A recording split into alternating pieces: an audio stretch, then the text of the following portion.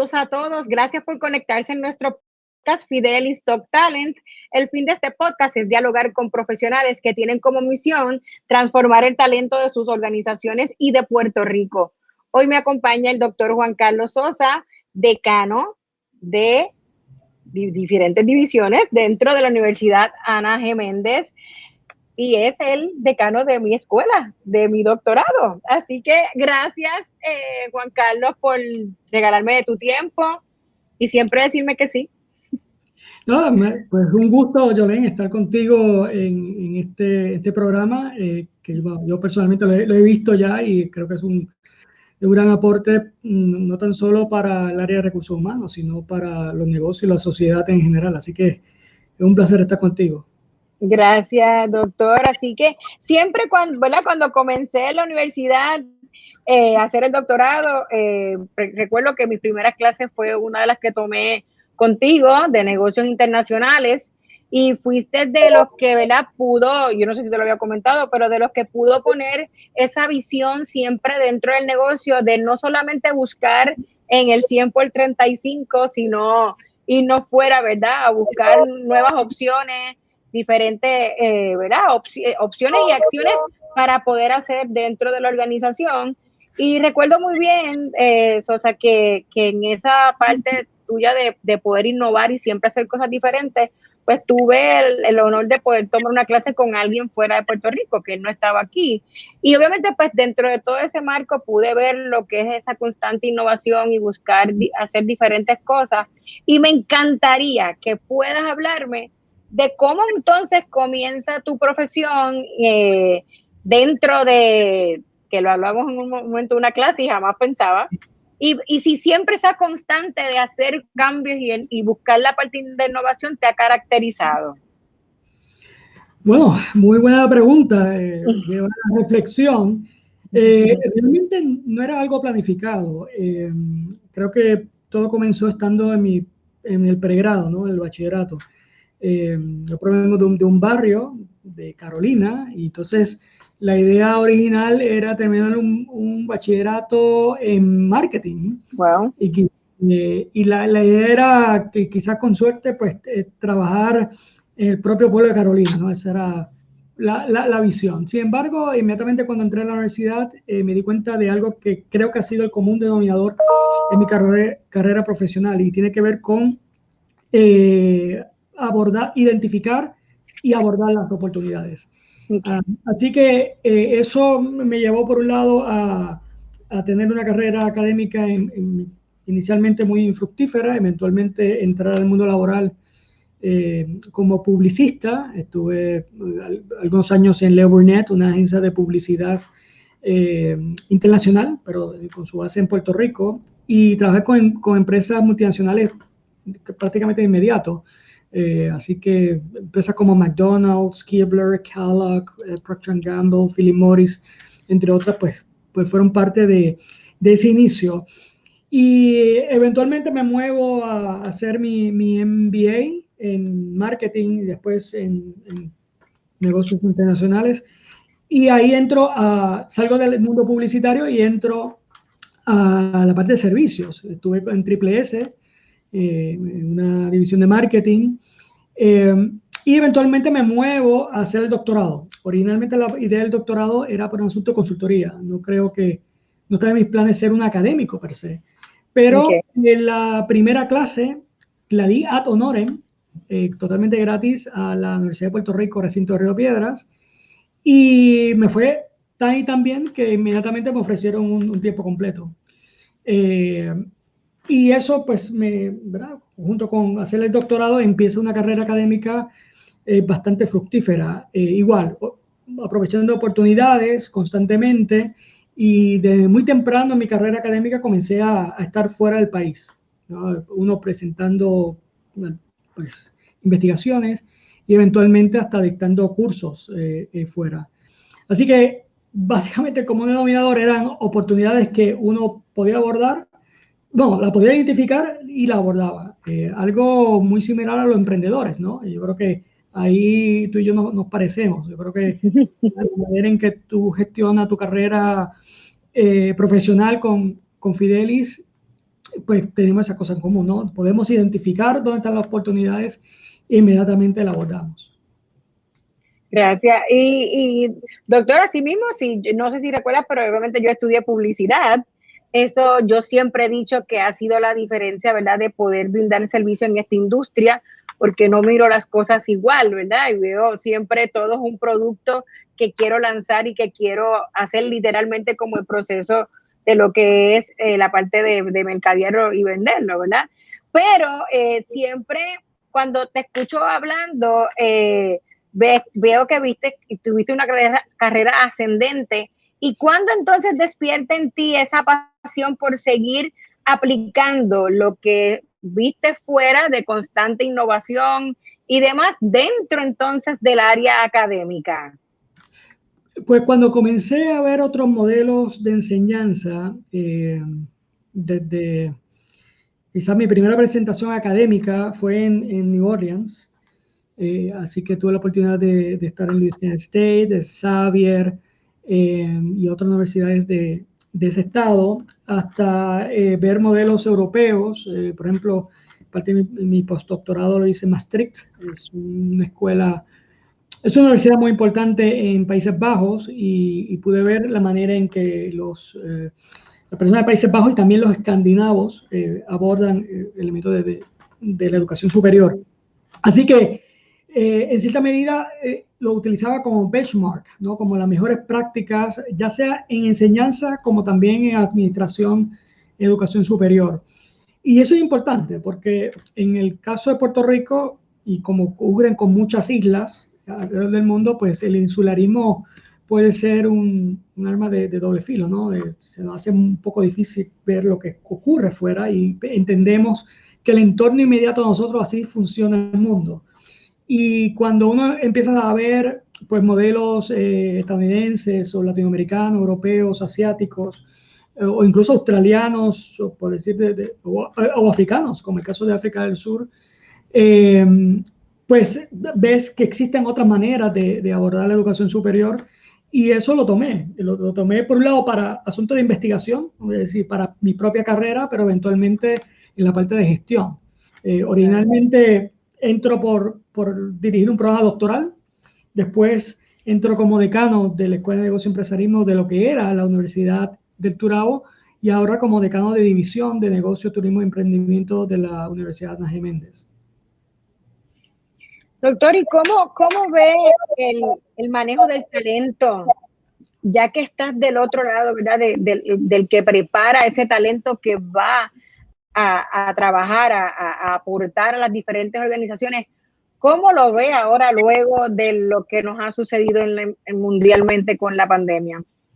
Mira, en el caso de negocios es una disciplina, de las disciplinas que alberga este espectro de negocios, es un reto constante. Te voy a poner el siguiente ejemplo. Mi MBA fue en marketing y fue en el año 1998. El marketing que yo aprendí en el año 1998 obviamente no me sirva en un 90% en la actualidad. O sea, si yo no estoy al día con lo que está pasando con esa disciplina, una disciplina totalmente disruptiva. O sea, la Organización Mundial del Comercio en octubre pasado lanzó los empleos del futuro. O sea, ¿dónde estaban? Y están los 20 empleos de mayor crecimiento, están en el área de ingeniería y ciencias, con esto de inteligencia artificial, blockchain, lo que puede ser Big Data, etcétera.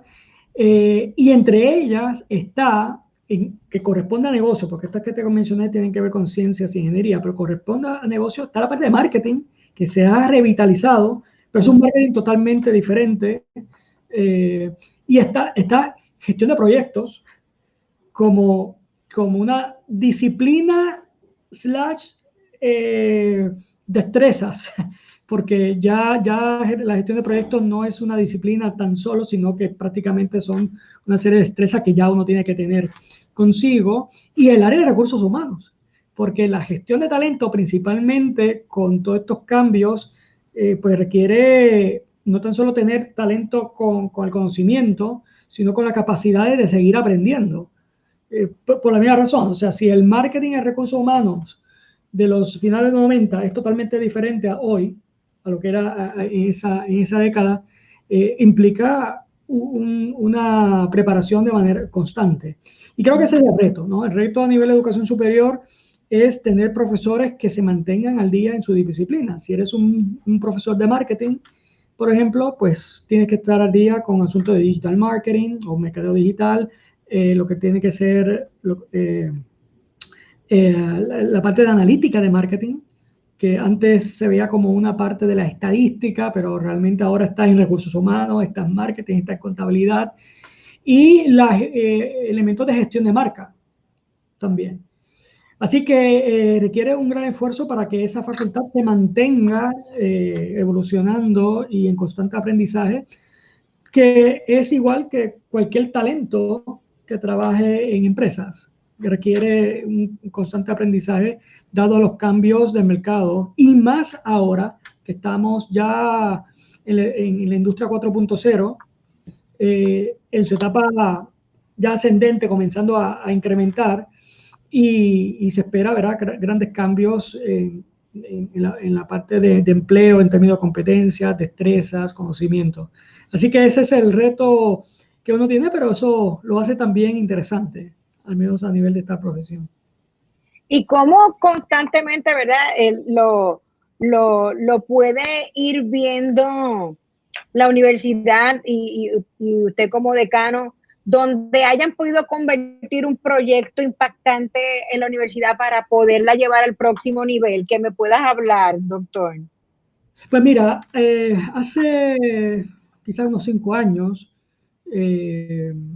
bueno, déjame ponerte el ejemplo del recinto de Gurabo, el recinto de Gurabo de negocios, de Escuela de Negocios, la Universidad Ana G. Méndez, está acreditada a ACSB. De hecho, fue la primera acreditada a ACSB en Puerto Rico y en el Caribe, y una de las 21 de América Latina. Para el público, ACSB es la máxima acreditadora de Escuela de Negocios. Así que eso, el decano anterior, el doctor Marcelino Rivera, tuvo esa visión de ir desarrollando la escuela para tener la máxima acreditación, y yo cuando, ¿verdad?, tomo el mando de la escuela, pues seguí ese trayecto. Y una de las cosas que nos dimos cuenta era que esa acreditación solamente lo tiene el 5% de las escuelas del mundo. Sin embargo, no aparecíamos en los rankings a nivel internacional. Así que nos dimos la tarea de verificar cuáles eran los principales rankings de escuelas de negocios, y nos dimos cuenta que en América Latina había un ranking que lleva más de 20 años, de la revista América Economía, y daba los primeros 40. Así que tuvimos conversaciones con ellos, hicimos un plan para ver cómo podemos posicionar la escuela a nivel internacional, y en el primer año que participamos en el ranking salimos en la posición 38. Wow. El segundo fue 32. El año pasado salimos en la 26 de América Latina. Y a nivel del MBA, a nivel mundial, estamos 52 en el mundo. Wow. MBA. Entonces, eso te da una idea, uno, de las capacidades que tenemos, dos, de la visión que podemos tener con respecto al mercado internacional. Nosotros podemos competir con las mejores universidades de la región, por ejemplo. Así que eso fue parte de este plan estratégico, y realmente nos ha tomado tiempo. O sea, para llegar a los rankings tomó como unos 5 años, desde que nosotros identificamos ese potencial hasta poder aparecer en ese ranking. Y eso pues lleva, por ejemplo, a que tengamos ahora, por ejemplo, para el doctorado, para agosto tenemos, creo que son 2 o 3 estudiantes españoles que desean estudiar con nosotros. Súper. Y se da por eso, por esa particularidad. ¿Y cuál fue el momento más retante, doctor, que haya tenido en todos estos procesos que haya podido implementar? Yo creo que hay muchas cosas de retos casi semanales, pero los retos se dan más bien por la propia gestión. Es decir, cuando tú estableces objetivos estratégicos y tomando en consideración lo que tú quieres hacer en 3 años, en 4 años, 5 años, pues ciertamente esos son saltos cualitativos que representan retos. Por ejemplo, desde el punto de vista estrictamente académico, los profesores tienen que investigar y publicar, ¿no? Entonces, Claro, para una universidad que está orientada a la enseñanza más que a investigación, pues eso es un reto.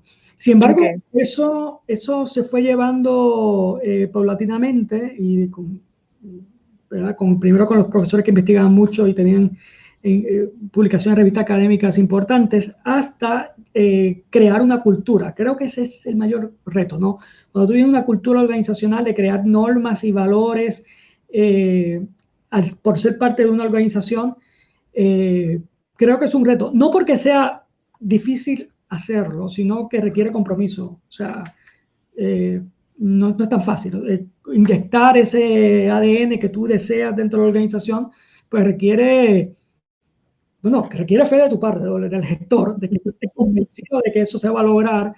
Y lo otro, gestionar y poner todos los activos y todas las acciones para que eso se logre.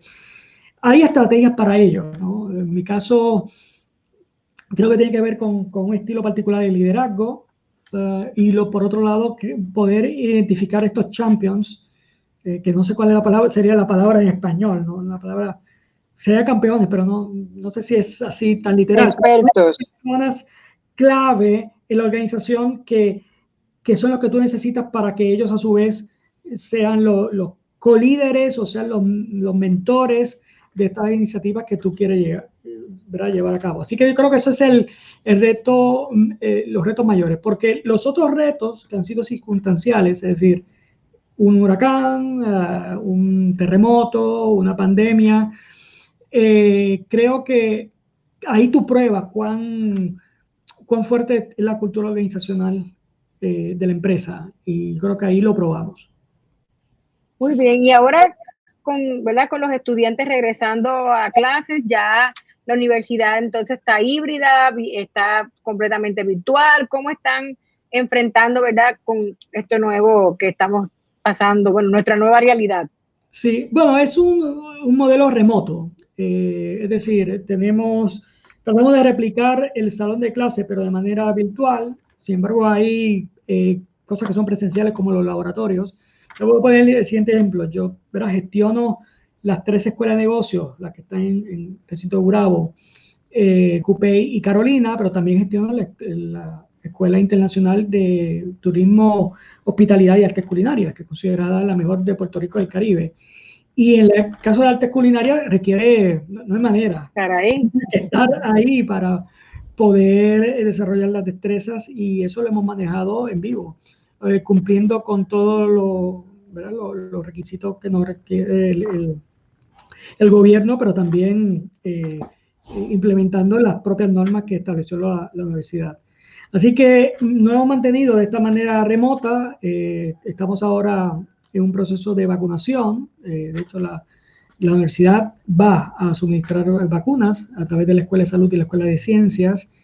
Y es de esperarse que ya en agosto pues tengamos una parte presencial importante. Aunque debo suponer que hay una parte que se mantendrá remota. La ventaja es que la Universidad de Ana Geméndez tiene la tecnología a nivel de los salones, o sea, tenemos aulas virtuales, salones con tecnología para remoto, es decir, el profesor puede estar en el salón de clases, tiene personas presencial, pero tiene sus cámaras y un televisor de fondo para ver a las personas que están en sus casas o en otras localidades de Ana Jiménez y que por alguna razón no pueden llegar al recinto o a la localidad donde se está ofreciendo el curso. Excelente. Y dentro de las áreas de las concentraciones que usted supervisa está la de recursos humanos, que obviamente pues es nuestro mayor, ¿verdad? Audiencia que tenemos es hacia donde Fideli, ¿verdad? Le da servicio. Y me encantaría saber cómo se mantiene actualizado la escuela, que está bien actualizada en los temas de recursos humanos. ¿Cómo han podido hacer esa diferencia y usted como decano liderar esas iniciativas? Pues mira, por un lado, están los profesores. O sea, tenemos profesores de alto nivel con doctorado en el área de especialidad, con sus publicaciones, con experiencia. Por ejemplo, tenemos personas activas en la Sociedad para los Recursos Humanos, que están en algunos comités. De hecho, tenemos un profesor que fue presidente de la Sociedad para los Recursos Humanos y fue profesor a tiempo completo con nosotros. Y aparte de que nuestro currículo está totalmente alineado con las competencias de la Sociedad para los Recursos Humanos. Y de hecho, estamos certificados, bueno, no sé si la palabra es certificado per se, pero es la Sociedad para los Recursos Humanos de los Estados Unidos, le enviamos el currículo y ellos certificaron que está totalmente alineado. Eso permite, por ejemplo, a nivel del MBA, el estudiante termine su MBA y prácticamente lo que necesita son como 300 horas de experiencia para poder entrar a las certificaciones. Tomar el examen. Tomar el examen. Y eso no es único de recursos humanos. Nosotros tenemos, por ejemplo, la cadena de suministros, que está totalmente alineada con APICS. Tenemos la gerencia de calidad, que está totalmente alineada con ASQ. Tenemos el Master en Contabilidad. Es único en Puerto Rico, 1 año, 30 créditos, alineada a las 5 certificaciones principales de la contabilidad, lo que es el CPA, CISA, fraude, entre otras. Así que eso es una gran ventaja porque te mantienes al día con los principales, igual que el Project Management.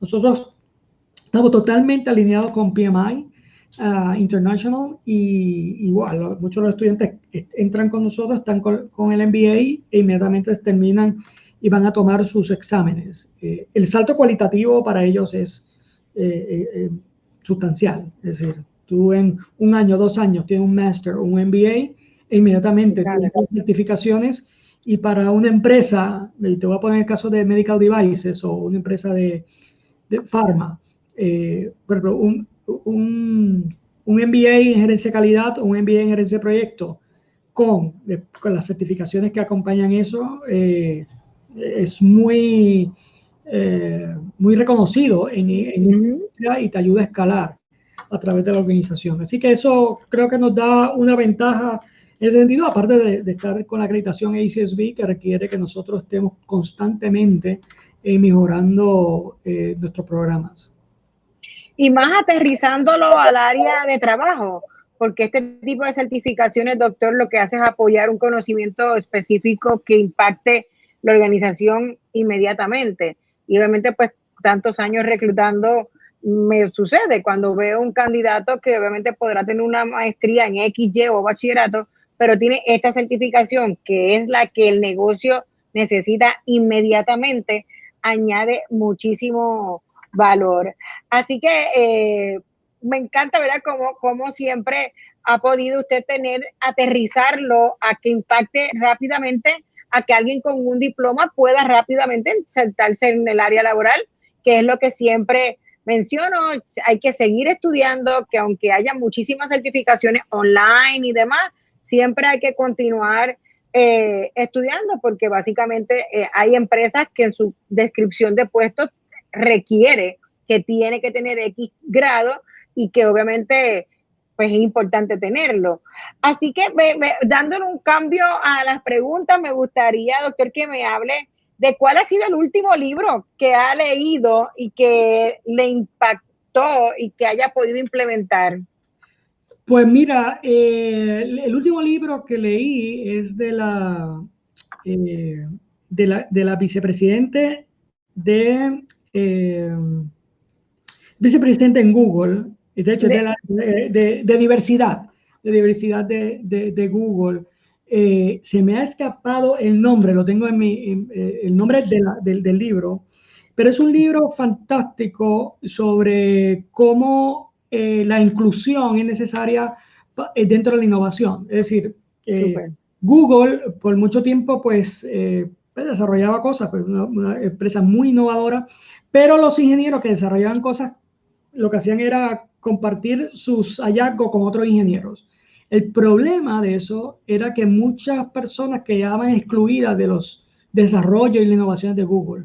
Y Google, en cambio, y lo que hizo fue crear toda una cultura de inclusión, de diversidad, que estaba atada a sus propias innovaciones. Entonces, cada vez que lanzan un nuevo producto, piensan en los distintos tipos de público en términos de género, clase social, edad, Bueno, entre muchos factores. Y es un libro fantástico en ese sentido. Tengo en el pipeline, que está por llegar, Think Again, de Adam Grant, una persona que conozco hace bastantes años, está número 1 en New York Times en bestsellers, altamente recomendable. Él escribió... Lo voy a anotar. No, es altamente recomendable. Lo que pasa es que yo lo pedí carpeta dura, ¿verdad? Él me había enviado parte del libro, pero quiero el libro en carpeta dura porque es un magnífico autor y, bueno, los que nos están viendo, pues, si tienen la oportunidad de pedirlo, es un libro que se va a repetir. De hecho, Bill Gates y Melissa Gates lo han recomendado como parte de sus libros y está número 1 actualmente en las listas. Muy bien. Doctor, ¿tiene algún mentor, algún coach que haya impactado su carrera y que actualmente, ¿verdad? Pueda hablarnos sobre ese impacto de la parte de mentoría y coaching. Pues mira, yo creo que he tenido muchísimos en diversos roles a través de mi vida.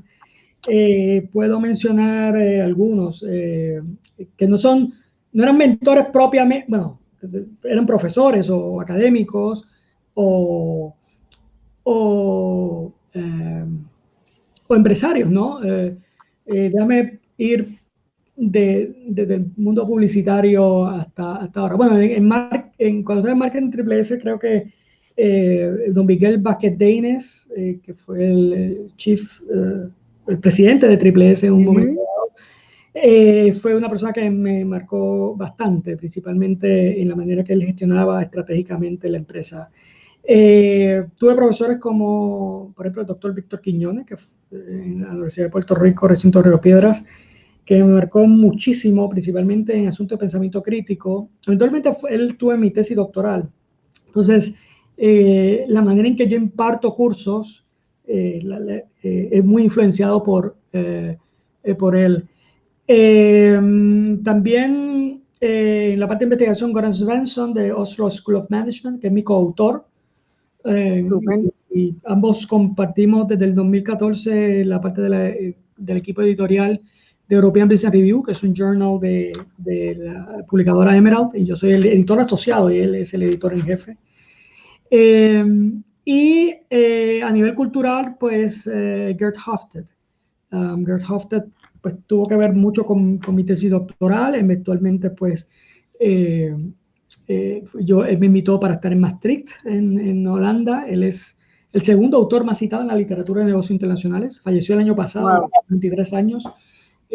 Así que, de hecho, Jolene, cuando tú tomaste el curso conmigo, el tercer tópico de cultura era las dimensiones culturales de él, de ese autor. Así que, en cierta medida, pues son muchas personas que influyeron. Y eso es algo que me indicó el propio Adam Grant, el que recomendé del libro Think Again, que él comentaba que, bueno, que Steve Jobs pues fue muy grande, ¿no? Y es muy admirado. Pero para poder comprender lo grande que era o fue Steve Jobs, tiene que entender quiénes fueron sus mentores. No fue nada. Entonces yo creo que la política de mentoría es vital para todos nosotros y reconocer que es algo que es de por vida. O sea, yo te mencioné esto, pero de seguro yo tendré otros mentores en el futuro y seguirá así, porque al final uno no se detiene en el aprendizaje continuo. Así mismo es. Doctor, ¿y cuál ha sido un reconocimiento o premio recibido que sé que recientemente publicaron uno y me gustaría que lo comparta con las personas que nos están escuchando y que nos están viendo en nuestro podcast?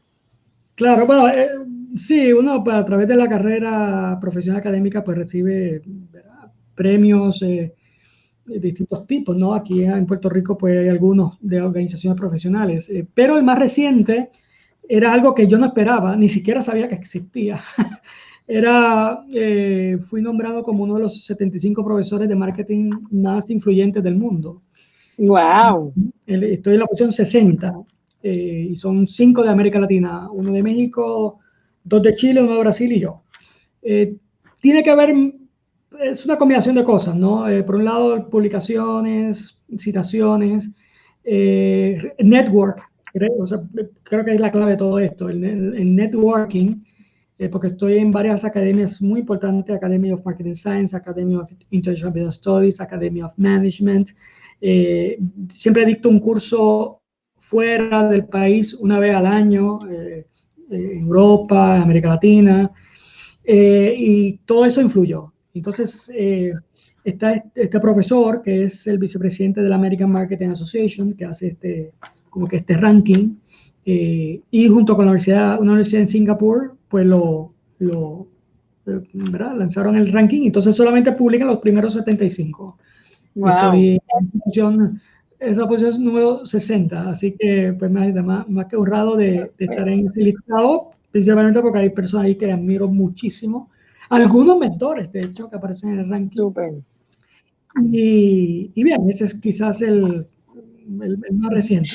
Felicidades, profesor, y honrada de que pueda, ¿verdad?, decir entonces que mi profesor es uno de los mejores 75 profesores del mundo, y eso es un honor, ¿verdad?, que tengamos a alguien aquí en Puerto Rico. Y siempre lo caracterizo por la parte de innovación, pero me gustaría que me puedas decir cuál ha sido la clave, doctor, para tener éxito en su carrera. ¿Cuál entiende usted que es esa clave? Yo te había comentado al inicio de nuestra conversación. Me parece que es ver dónde están las oportunidades y abordar las oportunidades. Es lo que te puedo decir en términos generales. Es una cosa lleva a la otra. También la parte de networking. Creo que cuando tú creas una red y la potencias, eso lleva mucho. Y también la parte de la gestión estratégica. Y la gestión estratégica, ¿verdad? Algunas veces uno piensa, la gestión estratégica, tú tienes todo claro lo que va a pasar de aquí a 5 años. Yo no lo veo así. Yo veo que yo sé lo que voy a hacer, tengo una idea de lo que va a estar ocurriendo en un 90% de aquí a mayo. De agosto a diciembre, no sé, quizás un 70%. Ya en un año, quizás 50%. Después de ese año, todo es especulación. Pero sé, por ejemplo, yo publico unos 5 a 7 artículos al año, pero yo sé que el año que viene tendré 5 o 7 artículos, o quizás algún libro, pero hoy no sé de qué tratarán. Sé que va a ocurrir. Entonces, sé que esas oportunidades van a salir y que la tendré que abordar. Muchos colegas, ¿verdad?, profesores no tan solo de Puerto Rico, sino de otros países, que me preguntan pues, cómo lo he hecho, ¿no? Porque es raro tú ver un decano que publique, dicte cursos, esté fuera, y hay un elemento de gestión de tiempo, por un lado. Creo que si uno gestiona bien el tiempo, eres muy, muy productivo. Y, y eso yo creo que ha sido clave y me formó el mundo publicitario, de hecho. El asunto de entrar tan joven al mundo publicitario y manejar tantas cuentas tan grandes me ayudó a estructurarme. Así que, por un lado, tener esa estructura, el abordar las oportunidades, afrontar los miedos, porque también siempre hay, no digo que, o sea, aparecen las oportunidades, pero algunas veces uno le da miedo, pero uno lo aborda de igual manera. Así que creo que ha sido un poco el común denominador de todas estas cosas. Al final esto tiene que ver con destrezas y habilidades.